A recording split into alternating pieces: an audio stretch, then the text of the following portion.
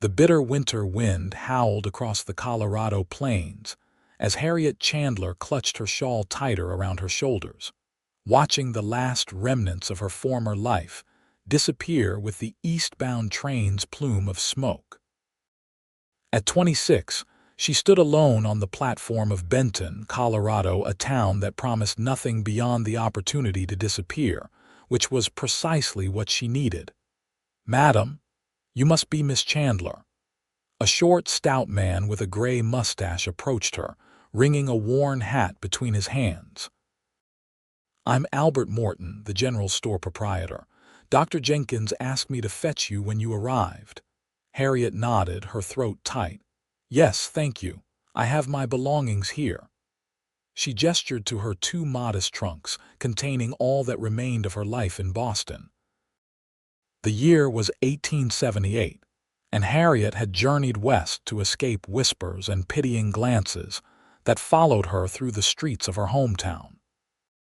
No one in Benton knew about the doctor's pronouncement 2 years prior. After the fever that had nearly claimed her life, her womb was damaged beyond repair, he had said. No children would ever grow within her. No husband would want her once he learned this truth. "The doctor mentioned you'd be taking over teaching duties at the schoolhouse," Mr. Morton said as he loaded her trunks onto his wagon. "We've been without a proper teacher since Miss Winters left to get married last fall." "Yes, I'm looking forward to meeting the children," Harriet replied, though her heart ached at the irony. A barren woman teaching other women's children. The ride to town revealed Benton to be larger than Harriet had expected. A main street lined with wooden buildings, a church spire rising above the rooftops, and scattered homes stretching toward the distant mountains. Cattle dotted the surrounding rangeland, and riders on horseback moved along the outskirts. "That's the schoolhouse yonder," Mr. Morton pointed to a small building at the edge of town. "And Dr. Jenkins has arranged for you to board with the widow Peterson, just there." He indicated a neat white house with blue shutters. Mrs. Peterson proved to be a kind woman in her 50s who showed Harriet to a small but comfortable room at the back of the house. "Supper's at 6 sharp," she informed Harriet. "Dr. Jenkins will stop by tomorrow to introduce you properly to the town council." Left alone, Harriet unpacked her few possessions, carefully placing the small portrait of her parents on the bedside table. Both had passed within months of each other 3 years ago, leaving her alone in the world. The only other family she had, an aunt in Philadelphia, had made it clear that an unmarriageable niece was not welcome to become a permanent fixture in her household. As Harriet hung her dresses in the wardrobe, she heard the sound of horses approaching, followed by men's voices outside. Curious, she moved to the window. 3 riders had stopped at the fence, and Mrs. Peterson was speaking to them animatedly. One man, taller than the others, sat straight in his saddle, hat pulled low over his brow. Even from a distance, Harriet could see the broad set of his shoulders beneath a worn leather vest. A knock at her bedroom door startled her. "Miss Chandler, would you care to come meet some of our neighbors?" Mrs. Peterson called. Harriet smoothed her travel-wrinkled skirt and pinched some color into her pale cheeks before following her landlady to the front porch. The 3 men had dismounted, and Harriet's eyes were immediately drawn to the tall one. His face, partially shadowed by his hat brim, revealed a strong jaw darkened by stubble.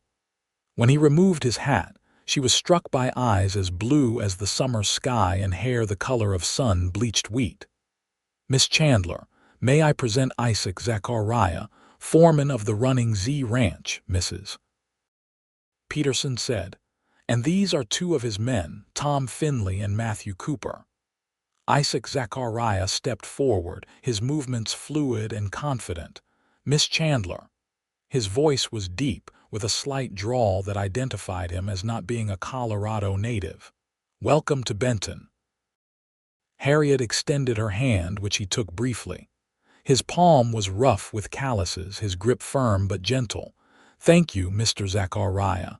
"Just Zachariah is fine, madam, or Isaac if you prefer." A hint of a smile touched his lips. "We hear you're to be our new school teacher." "Yes, I start on Monday.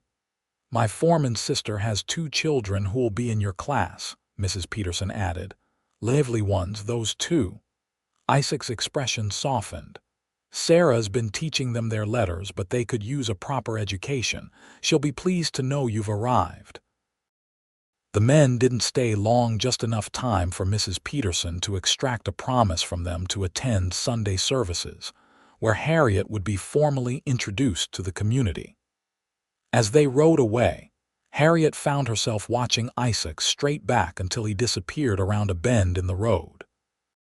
"Fine man, that Zachariah," Mrs. Peterson commented as they returned inside. "Came out here 5 years back, worked his way up from nothing. Runs the ranch for old man Reynolds now that his rheumatism's got the better of him. Never seen a man better with horses or more fair with his men." Harriet made a noncommittal sound, unwilling to admit her interest. Men like Isaac Zachariah were not for women like her, women who could not fulfill their primary purpose of bearing children. She had made her peace with that harsh reality, or so she told herself. Sunday arrived crisp and clear. Harriet wore her best blue dress and accompanied Mrs. Peterson to the small white church at the center of town. She felt the curious stares of the townspeople as she was introduced to one family after another, names blurring together in her anxiety. "And here's the Zachariah party, Mrs. Peterson murmured, nodding toward the door where Isaac had just entered with a pretty blonde woman and 2 children, a boy of about 9 and a girl perhaps 7 years old. Harriet's heart constricted. Of course, a man like him would have a wife and children. "Sarah, Mrs. Peterson called, waving the woman over. "Come meet our new teacher." Relief washed through Harriet as she realized this was Isaac's sister, not his wife. Sarah Zachariah Fletcher had a warm smile and the same striking blue eyes as her brother. "Miss Chandler." "What a blessing you've come to Benton," Sarah exclaimed. "These are my 2, Michael and Emma. Children, say hello to your new teacher." The children dutifully greeted Harriet, Michael with a solemn nod and Emma with a small curtsy. "I look forward to having you both in my class," Harriet said, genuinely charmed by their manners. Isaac stood slightly apart, watching the exchange with an unreadable expression. When Harriet's eyes met his, he inclined his head in greeting but said nothing. The next few weeks passed in a blur as Harriet settled into her teaching duties. She had 15 students ranging from 6 to 16 years old, and she found unexpected joy in their enthusiasm. Michael and Emma Fletcher proved to be bright and eager learners, often staying after school to help her clean the classroom or simply to talk. It was late October when Isaac appeared at the schoolhouse door just as Harriet was dismissing the children for the day. He removed his hat as he entered, ducking his tall frame through the doorway. "Mr. Zachariah," Harriet acknowledged him, aware of the curious glances from the departing students. "Miss Chandler." He waited until the last child had left before continuing. "I wanted to thank you personally for the extra attention you've been giving my niece and nephew. Sarah says they can't stop talking about their lessons." Harriet felt her cheeks warm. "They're wonderful children. It's no hardship to encourage their curiosity." Isaac moved further into the room, his spurs jingling softly against the wooden floor. "Sarah mentioned you've been teaching Emma to play the piano at the church." "Yes. She has a natural ear for music." Harriet busied herself straightening papers on her desk, uncomfortable with his scrutiny. "I've come to ask a favor, actually." Isaac ran a hand through his hair, revealing a streak of silver at his temple that Harriet hadn't noticed before. "Sarah's husband, John, has been called away on business to Denver." She's accompanying him to visit her in-laws, and the children will be staying with me at the ranch for a few weeks. Harriet raised an eyebrow, waiting for him to continue. I was wondering if you might consider coming out to the ranch on Saturdays to continue Emma's piano lessons. We have an instrument that belonged to Mrs. Reynolds. It hasn't been played in years, but I'm told it's still in tune. I see, Harriet said slowly. That's quite a distance for lessons. I'd send a wagon for you, of course, Isaac added quickly, and see you safely home afterward. Something in his expression, a vulnerability beneath the confident exterior, made Harriet agree. Very well, Mr. Zachariah, for Emma's sake. The hint of a smile touched his lips again. Thank you. I'll send Tom with the wagon this Saturday at 10 if that suits. Harriet nodded, and he left as quietly as he'd arrived, leaving her wondering at the flutter of anticipation in her chest. Saturday dawned clear and cold. Harriet dressed with more care than she would admit, choosing a burgundy dress that brought color to her pale complexion and arranging her chestnut hair in a simple but flattering style. Mrs. Peterson gave her a knowing look, but said nothing as she packed Harriet a small basket of freshly baked cookies for the children. The Running Z Ranch was larger than Harriet had expected, a sprawling main house built of sturdy logs, a large barn, several outbuildings and corrals filled with horses. Mountains rose in the distance, their peaks already dusted with snow. Tom Finley, who had driven her out, helped her down from the wagon. "Boss is in the barn, Miss Chandler. Said to tell you he'll be right out." Before Harriet could respond, Emma came flying from the house, her blonde braids bouncing. "Miss Chandler, you came.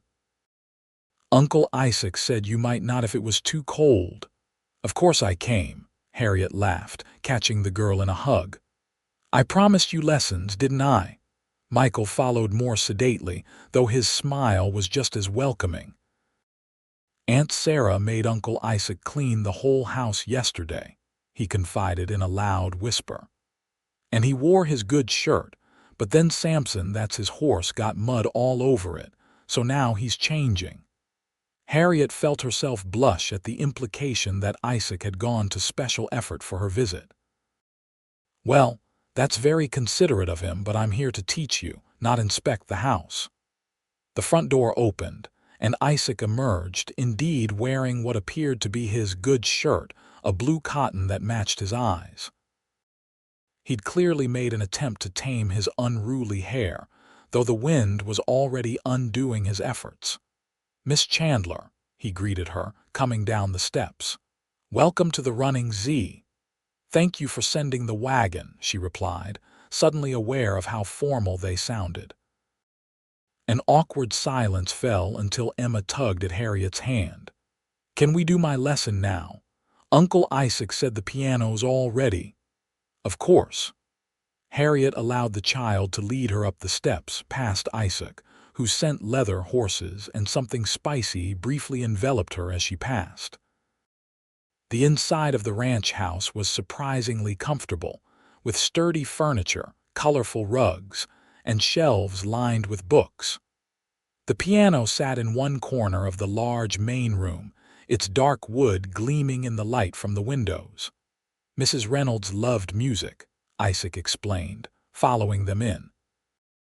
"When they moved to town last year, she insisted the piano stay here. Said a house needs music to be a home." Harriet settled on the bench with Emma beside her, running her fingers lightly over the keys. The piano was indeed in tune, its tone rich and mellow. "This is a fine instrument." For the next hour, she guided Emma through her exercises, aware of Isaac moving about the house, occasionally appearing in the doorway to listen before disappearing again. Michael sprawled on the rug with a book, content to be in their company without participating. When the lesson concluded, Isaac appeared with coffee and the cookies Mrs. Peterson had sent. "I thought we might have a small refreshment before dinner," he said. "Dinner?" Harriet hadn't expected to be invited to stay. "Uncle Isaac's making his special stew," Michael informed her, closing his book. "He only makes it for important occasions." Isaac's ears reddened. "It's just a simple meal. I thought after coming all this way you might appreciate something warm before heading back to town." Harriet should have declined. Propriety demanded it. But something in Isaac's expression, a mixture of hope and uncertainty, made her nod instead. "That would be lovely, thank you." As Emma led Michael outside to feed the chickens, Harriet found herself alone with Isaac for the first time. He busied himself at the stove, his back to her. "You have a beautiful home," she offered, breaking the silence. "It's not mine, technically," he replied, glancing over his shoulder. "I'm just the foreman, but the Reynolds treat me like family." He hesitated. "It's more of a home than I've had in a long while." "Where are you from originally?" Harriet asked, curious about the man beneath the stoic exterior. Isaac stirred the pot before answering. "Tennessee, originally. Left after the war, there wasn't much to stay for." His tone suggested more to the story, but he didn't elaborate. "What about you, Miss Chandler? What brings a Boston lady to our little corner of Colorado?" Harriet tensed, her standard answer ready on her lips, the desire for adventure, the opportunity to teach. Instead, something in the quiet comfort of the kitchen, in Isaac's undemanding presence, loosened her guard. "I needed a fresh start," she admitted. "After my parents died, there was little to keep me there." Isaac nodded, understanding in his eyes. "Fresh starts are something I understand." He hesitated, then added softly, "Though I imagine a lady like you left more behind than I ever did." "Not as much as you might think." Harriet's voice was barely audible. Before Isaac could respond, the children burst back into the kitchen, bringing with them cold air and excited chatter about a fox they'd spotted near the chicken coop. The moment of connection broke, but something had shifted between them. Dinner was surprisingly delicious, a hearty stew with biscuits that Isaac apologized for. "Not as light as Sarah's, I'm afraid." The conversation flowed easily, with the children sharing school stories, and Isaac occasionally interjecting with a gentle tease or clarifying question. As twilight approached, Isaac reluctantly mentioned that they should start back to town before darkness fell completely. He hitched a team to a small buggy rather than the wagon they'd arrived in. "I'll drive Miss Chandler back myself," he told the children. "You two have chores to finish before bedtime." Emma hugged Harriet tightly. "Will you come back next Saturday?" Harriet looked to Isaac, who nodded almost imperceptibly.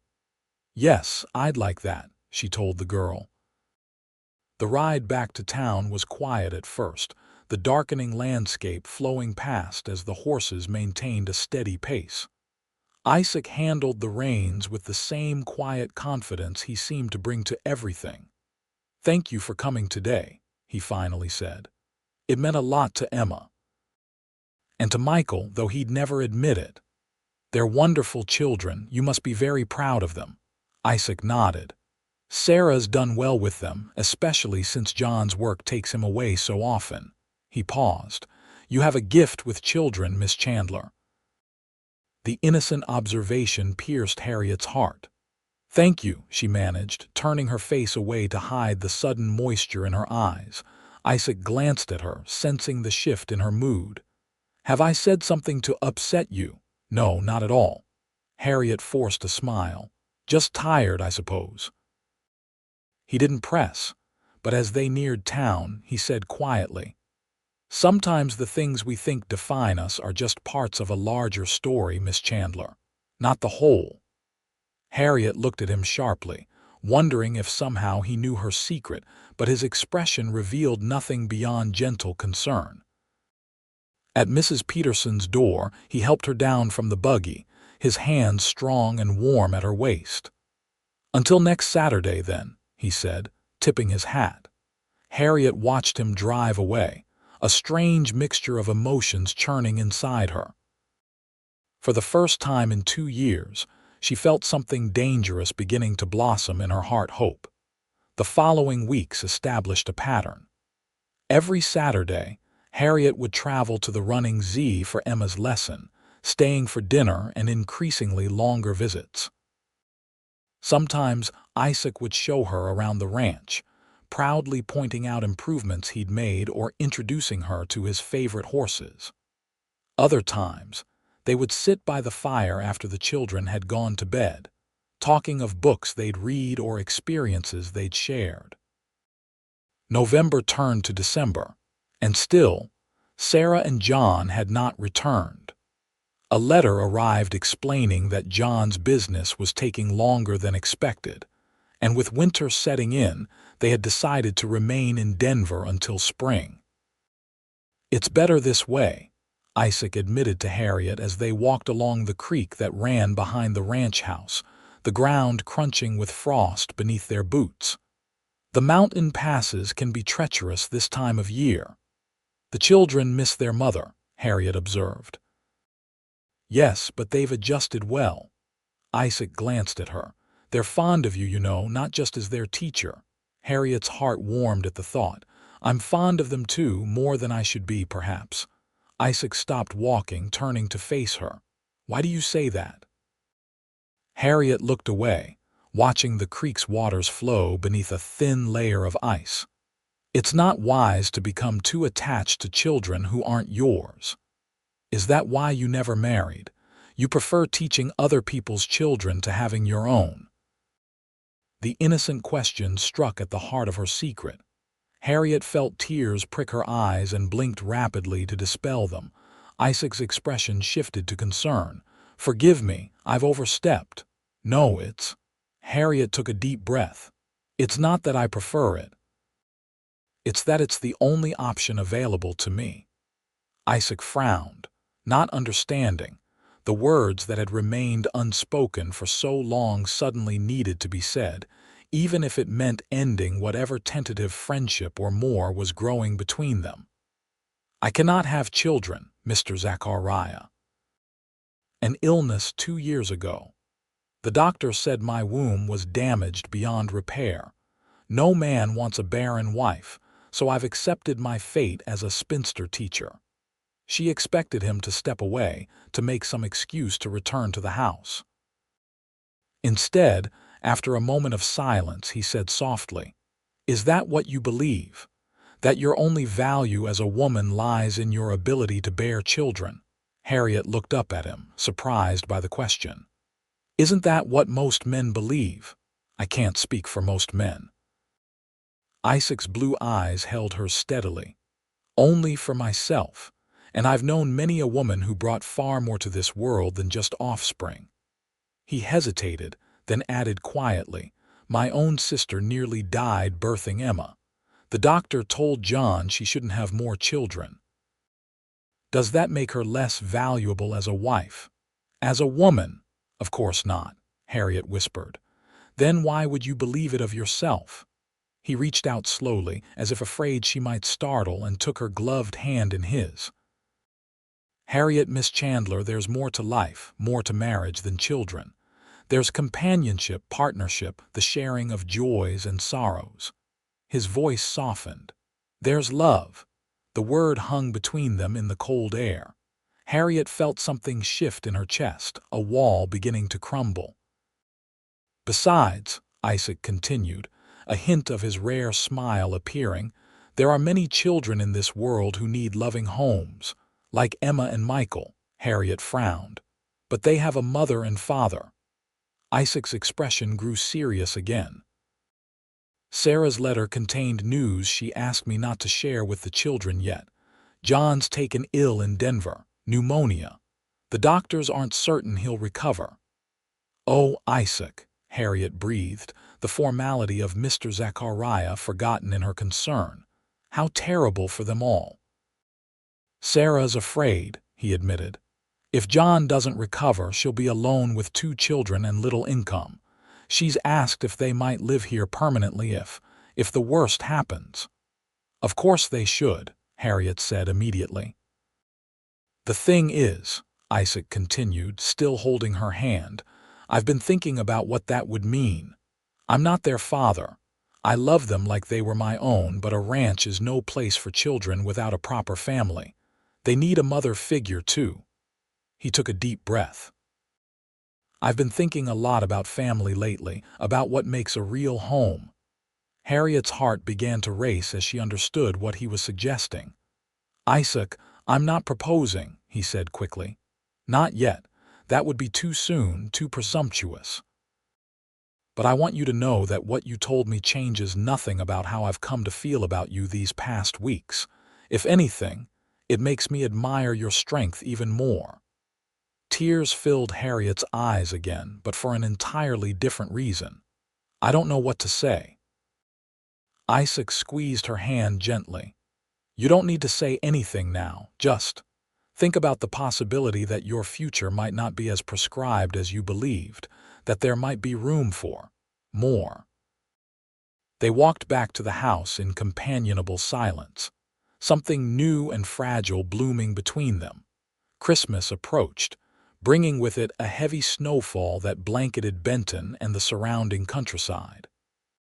School was dismissed for the holiday, and Harriet found herself missing the daily interaction with the children, especially Emma and Michael, whom she hadn't seen for 2 weeks due to the impassable roads. On Christmas Eve, a knock at Mrs. Peterson's door revealed Isaac standing on the porch, his hat dusted with snow. "I hope I'm not intruding," he said, his breath forming clouds in the cold air. "Not at all," Mrs. Peterson assured him, ushering him inside. "Miss Chandler and I were just about to have our Christmas Eve supper. You're welcome to join us." Isaac removed his hat, his gaze finding Harriet where she stood by the fire. "Actually, I've come to extend an invitation. The roads to the ranch are passable again, and the children were hoping Miss Chandler might join us for Christmas dinner tomorrow." He hesitated. "And perhaps stay for a few days after. They've missed their lessons and, well, it's Christmas." Mrs. Peterson beamed. "What a lovely idea. I'm visiting my sister in Boulder after church tomorrow, so I was worried about leaving Harriet alone." Harriet felt a flutter of excitement at the prospect of spending Christmas with Isaac and the children. "I'd be delighted to accept, thank you." Isaac's smile, wider than she'd ever seen it, warmed her more than the fire. "Wonderful. I'll come for you after church tomorrow then." Christmas Day dawned bright and clear, the snow sparkling in the sunshine. After the church service, where the children sang carols and the pastor delivered a message of hope and renewal, Isaac helped Harriet into his sleigh. The ride to the ranch was magical, the snow-covered landscape pristine and peaceful, the jingle of the sleigh bells a merry accompaniment to their conversation. At the ranch, Emma and Michael greeted Harriet with exuberant hugs and immediately dragged her to see the small pine tree they'd decorated in the main room. Presents were exchanged, handkerchiefs embroidered by Harriet for the children, a leather-bound journal from Isaac to Harriet, and a delicate lace collar the children had selected for her with Isaac's help.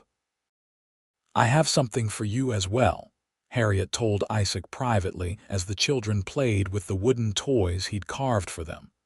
She handed him a small package wrapped in brown paper. Inside was a book of poetry, Tennyson's works that she'd ordered specially from Denver. "You mentioned you enjoyed poetry but had few books here," she explained, suddenly shy. Isaac ran his fingers reverently over the embossed cover. "This is. Thank you, Harriet. I'll treasure it." The day passed in a blur of good food, laughter, and the warm glow of shared joy. As evening fell, the children, exhausted from their excitement, went to bed early, leaving Isaac and Harriet alone by the fire. "I have another gift for you," Isaac said quietly, producing a small box from his pocket. "Though perhaps it's premature." Harriet's heart raced as she accepted the box. Inside was a silver brooch in the shape of a rose, delicately crafted with small pearls forming the petals. "Isaac, it's beautiful." "It was my mother's," he said, his voice low. "The only thing of hers I still have." "I can't accept this," Harriet protested, knowing the significance of such a gift. "You can," he insisted gently, "if you accept what it means." Harriet looked up at him questioningly. "I'm not a man for flowery words, Harriet, despite my fondness for poetry." Isaac moved to sit beside her on the small sofa.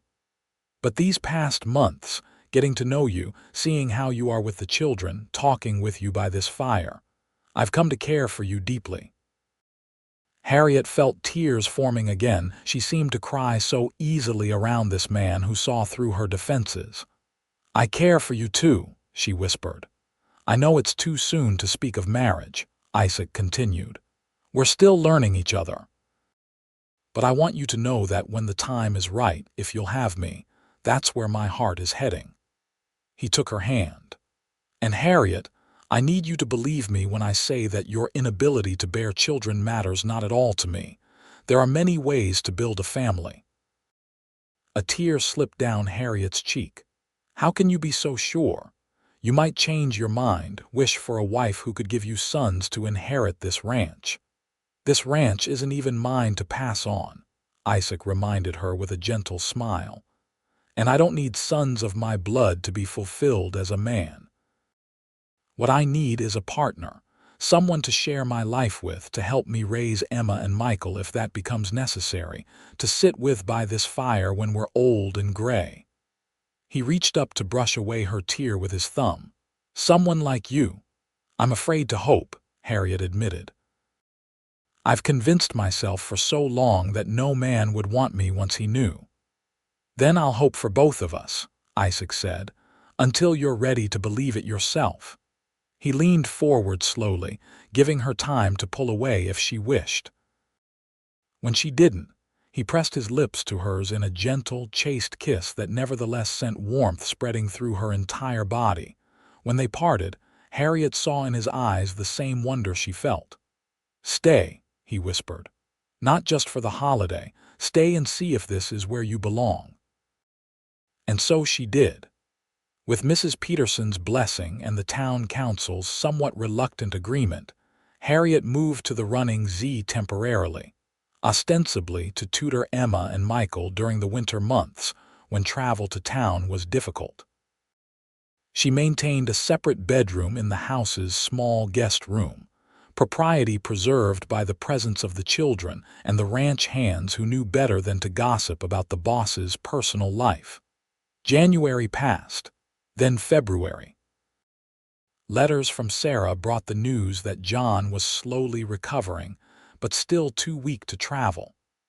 They would remain in Denver until at least April, she wrote, and were grateful to know the children were in good hands. Life at the ranch fell into a rhythm. Mornings were devoted to lessons with the children, afternoons to helping with the lighter ranch chores or working on household projects.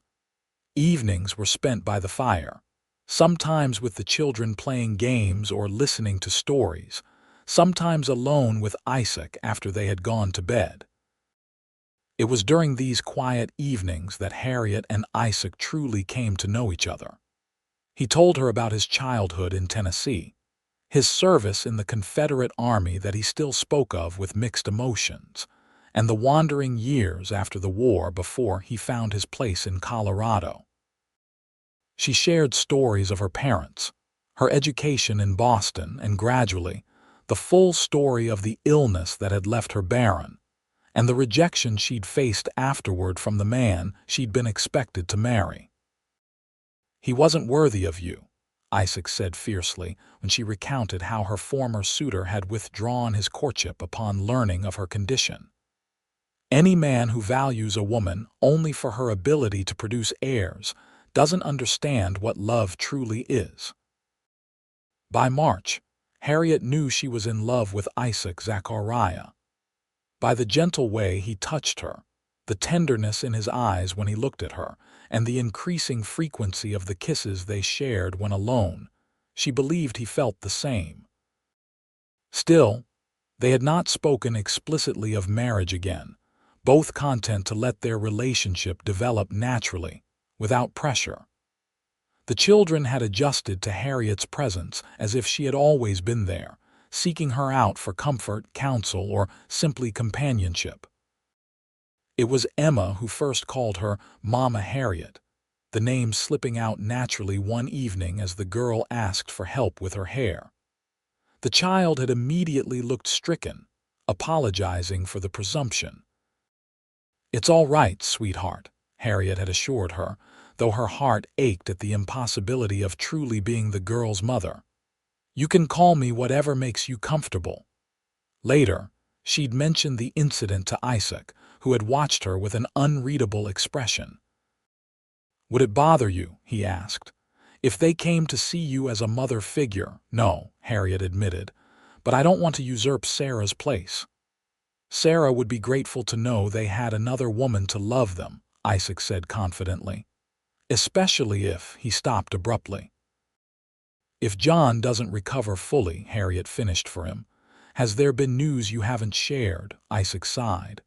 "A letter came yesterday. John's had a setback. The doctor doesn't think he'll last the month." Harriet's hand flew to her mouth. "Oh, those poor children. Poor Sarah." "Sarah asked if I would formally adopt them if the worst happens," Isaac said quietly, "to ensure they always have a home here, even if she remarries someday." "Of course you must," Harriet said immediately. "You're the closest thing to a father they have besides John." Isaac took her hand. "I'd be a father alone, though, unless—" Harriet's breath caught. "Unless, Harriet Chandler, I've been waiting for the right moment, but perhaps there isn't one better than this." Isaac slid from the sofa to one knee before her. "I love you. I think I've loved you since that first day you came to teach Emma at the piano. You've brought light and warmth back into this house, into my life. Will you marry me? Be my wife, my partner, and a mother to Emma and Michael if they need one." Tears blurred Harriet's vision. "Yes," she whispered. "Yes, I will." The kiss they shared sealed their promise, deep and tender and full of hope for the future. 2 weeks later, a telegram arrived from Denver. John Fletcher had passed peacefully in his sleep. Sarah would be returning to Benton with his body for burial as soon as arrangements could be made. The news cast a pall over the happiness at the ranch. Isaac sent one of his men to meet Sarah in Denver and escort her home. Harriet gently explained to the children what had happened, holding them as they cried for the father they had barely seen over the past year. "Will we still live here with Uncle Isaac?" Michael asked fearfully. "Of course you will," Harriet assured him. "Your uncle loves you very much, and so do I." "But what about Mama?" Emma sniffled. "Your mama will always be your mama," Harriet said firmly.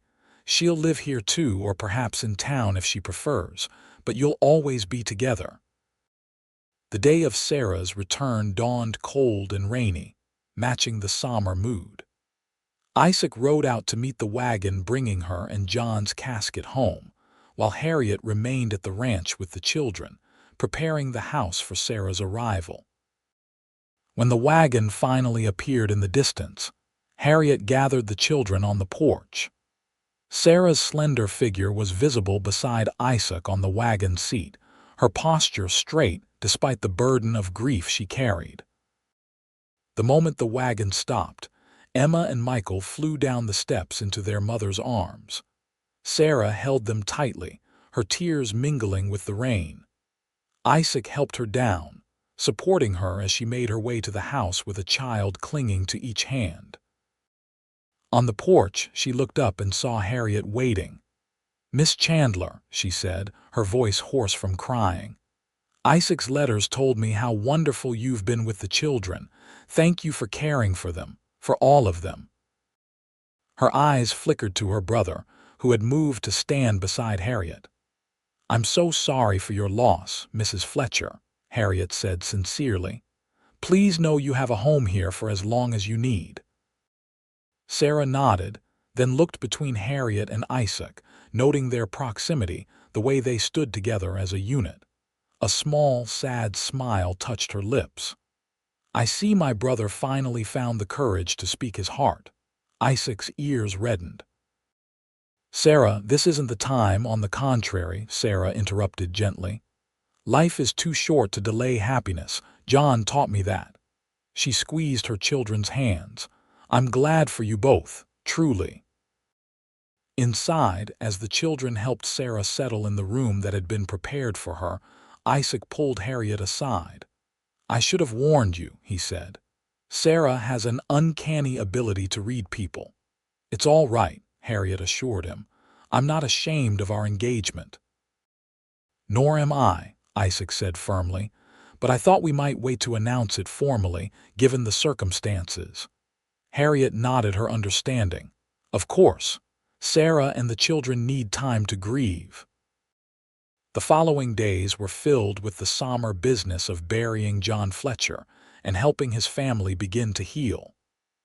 The town of Benton rallied around them, bringing food, offering condolences, and attending the funeral en masse, despite the continuing rain.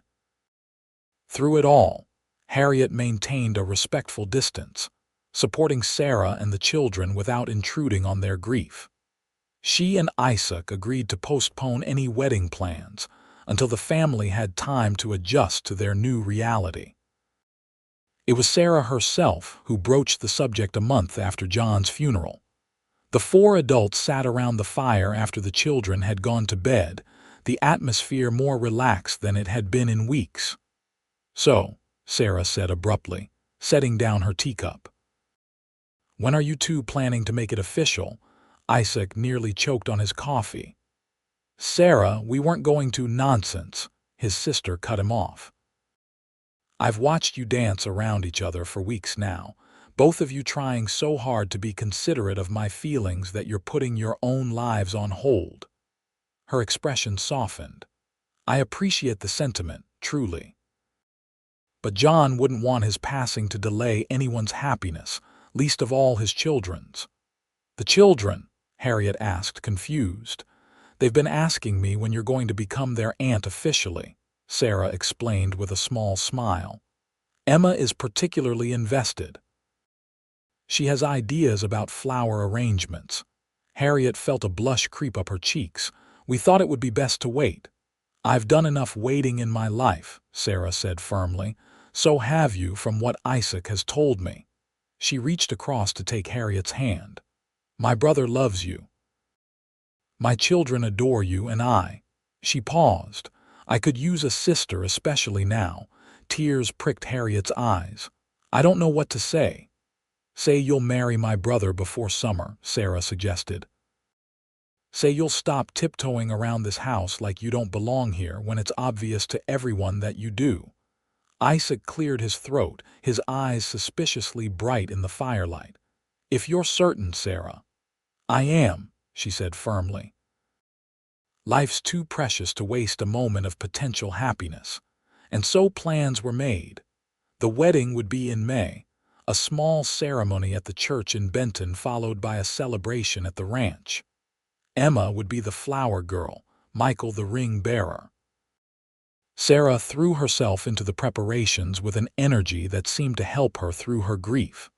As for Isaac and Harriet, they allowed themselves to embrace their joy openly at last. Their evening conversations turned to plans for the future improvements to the ranch house, ideas for expanding the garden, dreams of traveling someday to show the children the wider world. There's something I've been thinking about, Isaac said one evening as they sat on the porch swing, watching the sunset paint the mountains gold and pink. Old man Reynolds approached me last week.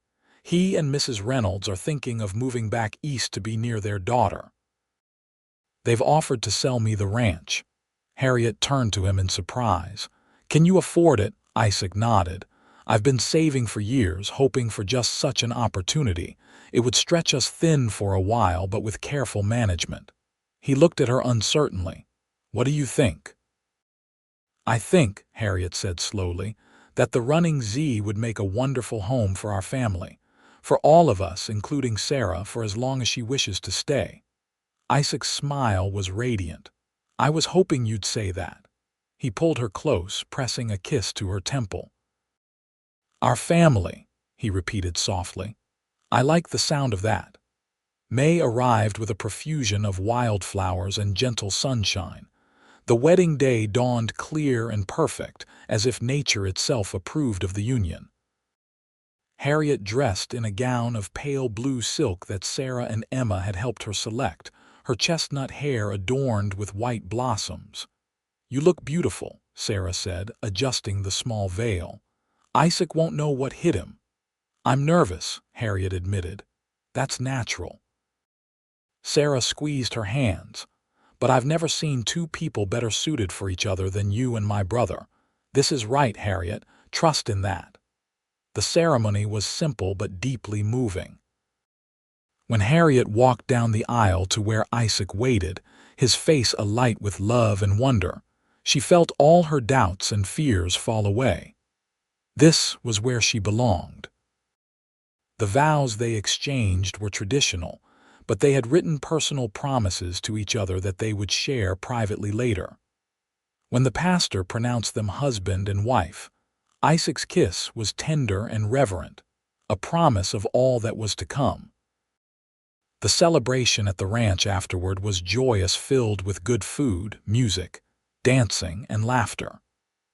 As evening fell, lanterns were lit in the yard, casting a golden glow over the gathering. Harriet found herself swept from one conversation to another, accepting congratulations and well wishes from what seemed like the entire town of Benton. It was nearly midnight when the last guests departed. Sarah tactfully took the children to their rooms, leaving the newlyweds alone at last. "Mrs. Zachariah," Isaac said softly, taking Harriet's hand. "Shall we retire?" Harriet felt a flutter of nerves mixed with anticipation as she allowed her husband to lead her to what was now their bedroom. The room had been transformed, fresh linens on the bed, wildflowers in a vase on the dresser, candles casting a warm glow. "Sarah's work, I presume," Isaac said with a small smile. "She's been determined to make everything perfect for us." "She's a remarkable woman," Harriet agreed. "You're fortunate to have her as a sister. I'm fortunate in many ways." Isaac drew her into his arms, "most of all in having you as my wife." Their first night together as husband and wife was everything Harriet had dreamed of and more tender, passionate, a true union of bodies and hearts. In Isaac's arms, she discovered parts of herself she had never known existed, and when they lay together afterward, her head on his chest, she felt a completeness she had never thought possible. "I love you, Harriet Zachariah," Isaac murmured into her hair. "Today, tomorrow, always." "And I love you," she whispered back. "More than I ever thought I could love anyone." The weeks and months that followed were filled with adjustments and discoveries as they settled into married life. The purchase of the ranch was finalized, making Isaac not just the foreman but the owner of the running Z. Sarah decided to remain with them, at least for the time being, taking over the management of the household while Harriet continued to teach the children and other ranch children who joined them for lessons. By autumn, they had settled into a comfortable routine. The ranch prospered under Isaac's ownership. The house felt more like a home than ever with Harriet's touches throughout, and the children thrived in the stable, loving environment created by the three adults who cared for them. It was late November when Harriet first noticed something different about her body. Small changes at first: tenderness, fatigue, a strange new sensitivity to certain smells. She dismissed them as the result of the hard work of ranch life, the approach of winter. But as the symptoms persisted, a wild, impossible hope began to take root. Could it be? After all this time, after accepting her barrenness as a mutable fact, could the impossible have happened? She said nothing to Isaac, unwilling to raise hopes that would almost certainly be dashed. But Sarah, with her woman's intuition, noticed. "You're looking peaked lately," she observed one morning as they prepared breakfast together. "And you barely touched your coffee. You usually drink 2 cups before the children are even awake." Harriet busied herself with the biscuit dough. "Just a little tired. Winter coming on, you know." Sarah's shrewd gaze studied her. "Harriet," she said softly, "how long has it been since your monthly courses?" Harriet's hand stilled. "I've never been regular," she hedged. "Especially since the illness." "But how long?" Sarah persisted gently. "Almost 9 weeks," Harriet whispered, finally allowing the hope she'd been suppressing to surface. "But it can't be, Sarah. The doctors in Boston were quite clear. My womb was damaged beyond repair." Sarah's face broke into a wide smile. "Doctors have been wrong before, my dear. Especially Boston doctors who have never lived a day in the country air." She wiped her hands on her apron and embraced Harriet. "You should see Doc Jenkins in town, and you should tell Isaac." "Not yet," Harriet pleaded. "Not until I'm sure. I couldn't bear to raise his hopes and then—" "Isaac loves you, not the possibility of a child," Sarah reminded her. "But I understand. Your secret's safe with me until you're ready." The following week, while Isaac was occupied with the final cattle roundup before winter set in fully, Harriet made an excuse to go into town. Doc Jenkins, a kind man in his 60s who had been practicing medicine in Benton for 3 decades, confirmed what Harriet had barely dared to hope. "Well, Mrs. Zachariah, it appears those Boston doctors didn't know everything after all," he said with a gentle smile. "You're about 2 months along by my reckoning. The baby should arrive in early summer, God willing." Harriet sat in stunned silence, her hand going instinctively to her still flat abdomen. But how? They were so certain. "The human body is a mysterious and resilient thing," Doc Jenkins said, patting her hand. "I've seen women conceive years after being told they never would. Sometimes the body just needs time to heal, or perhaps a change of air, or—" His eyes twinkled. "The right man." Harriet blushed. "Thank you, Doctor. I'm afraid to believe it." "Believe it, Mrs. Zachariah, and take good care of yourself. I want to see you every month until that little one arrives." Harriet floated back to the ranch in a daze of joy and disbelief. Her secret grew within her, a miracle she had never dared hope for. Now she just needed to find the right moment to tell Isaac. That moment came sooner than she expected. The evening after her visit to Doc Jenkins, Isaac found her in their bedroom, staring out the window at the first snowflakes of winter. "Penny for your thoughts, Mrs. Zachariah," he asked, coming to stand behind her and wrap his arms around her waist. Harriet leaned back against him, savoring his warmth and strength. "I was just thinking about how much my life has changed in a year," she said truthfully. "Last winter, I was alone in Boston, believing my life would always be solitary, and now—" Isaac prompted, pressing a kiss to her neck. "And now I have everything I never dared dream of," Harriet said, turning in his arms to face him. "A home, a family who loves me, a husband who sees me for who I truly am." Isaac's smile was tender. "I'm the fortunate one, Harriet. You've brought such joy to this house, to all of us." It was now or never. Harriet took a deep breath. "Isaac, there's something I need to tell you." His expression grew concerned. "What is it? Are you unwell?" "No, quite the opposite." Harriet took his hand and placed it gently on her abdomen. "Doc Jenkins confirmed it today. We're going to have a baby." Isaac stared at her in shock, his hand frozen where she had placed it. "A baby? But you said—" "The doctors in Boston were wrong," Harriet said, tears of joy filling her eyes. "Or perhaps, as Doc Jenkins suggested, my body has healed. He thinks the baby will come in early summer." For a moment, Isaac seemed unable to speak. Then, with a sound that was half laugh, half sob, he lifted Harriet off her feet and spun her around. "A baby! he exclaimed, his voice choked with emotion. "Our baby." He set her down carefully, suddenly concerned. "Should I not have done that? I don't want to harm," Harriet silenced him with a kiss. "I'm not made of glass, Isaac. The baby and I are both healthy and strong." Isaac fell to his knees before her, pressing his face gently against her midsection. "Hello, little one," he whispered. "Your papa can't wait to meet you." When he looked up at Harriet, there were tears in his eyes. "I never thought. Even when we married, I had accepted that we would not have children of our own. I was at peace with that, Harriet. You must believe me." "I do," she assured him, running her fingers through his hair. "You've shown me every day that your love isn't conditional on what my body can or cannot do."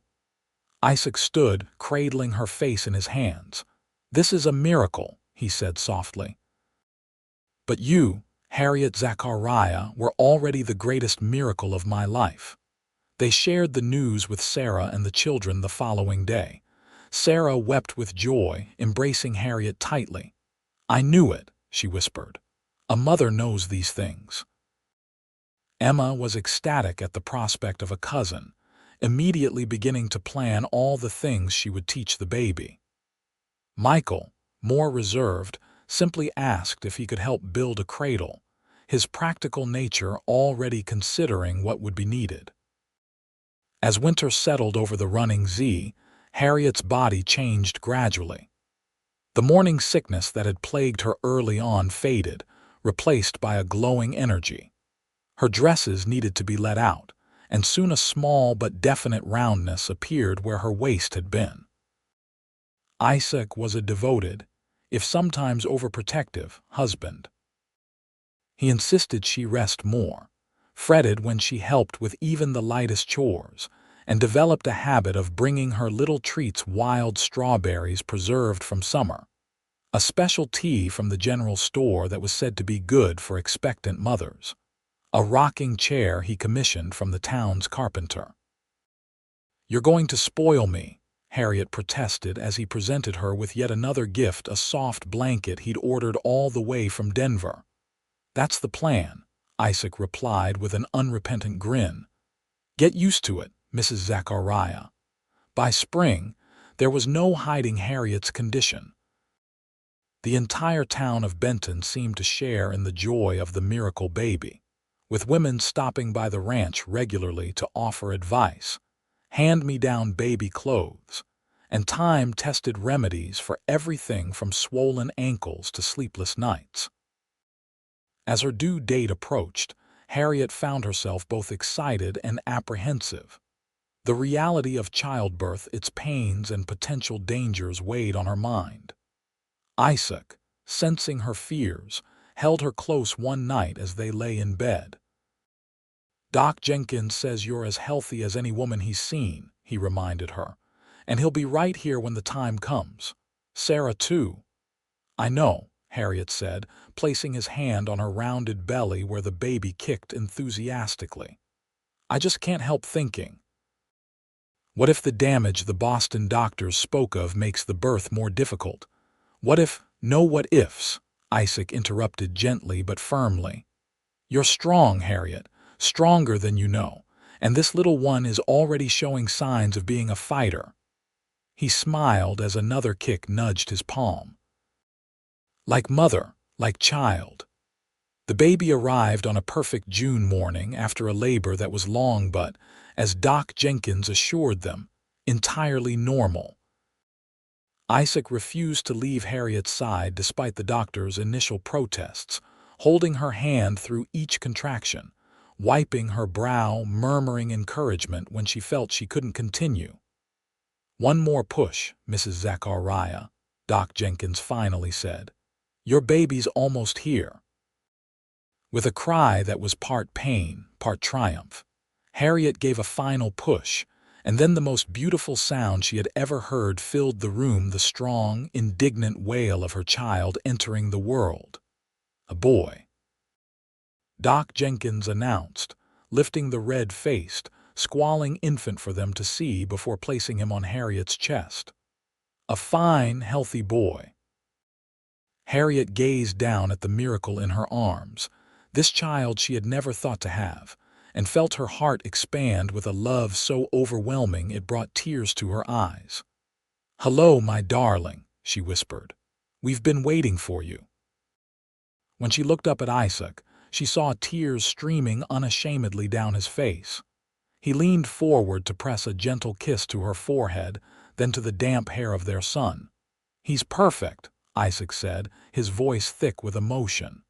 "You're both perfect." They named him Jonathan David Zachariah, Jonathan after Isaac's father, David after Harriet's. From the moment of his birth, Johnny, as they called him, was the center of their world. Sarah and the children adored him. Emma appointed herself his official protector, while Michael took a more practical approach, fashioning small wooden toys for when the baby would be old enough to play with them. The miracle of Johnny's birth seemed to complete the healing that had begun with Harriet and Isaac's marriage. The shadows of past sorrows, Harriet's illness and presumed barrenness, Isaac's lonely years, the children's loss of their father didn't disappear entirely, but they receded in the face of the joy that filled the Running Z Ranch. On a warm evening in late summer, as they sat on the porch watching the sunset, Johnny sleeping contentedly in Harriet's arms, Isaac put words to what they both felt. "I used to think happiness was something that happened to other people," he said quietly. "After the war, after all those years of drifting, I'd convinced myself that my portion in life was work and duty, nothing more." Harriet leaned her head against his shoulder. "And I thought my worth as a woman had been stolen by illness, that no man would ever truly want me." Isaac slipped his arm around her, drawing her and their son closer. "How wrong we both were." He kissed the top of her head. "Do you ever think about how many things had to align perfectly for us to find each other? If you hadn't come to Benton, if Sarah hadn't needed to go to Denver, if the children hadn't needed a teacher. If you hadn't been brave enough to see beyond what I thought defined me," Harriet added softly.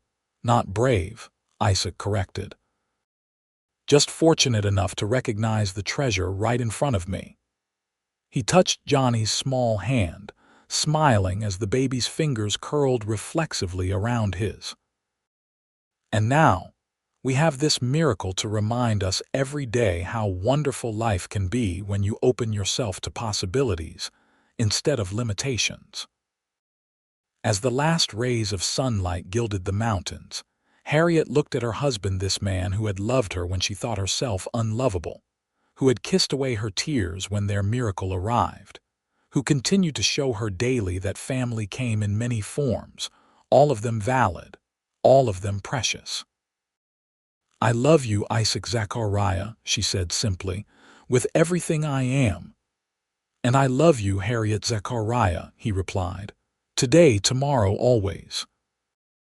In the quiet of the evening, with the soft sounds of the ranch settling around them and their miracle sleeping peacefully between them, they watched the first stars appear in the darkening sky, content in the knowledge that whatever the future held, they would face it together as a family.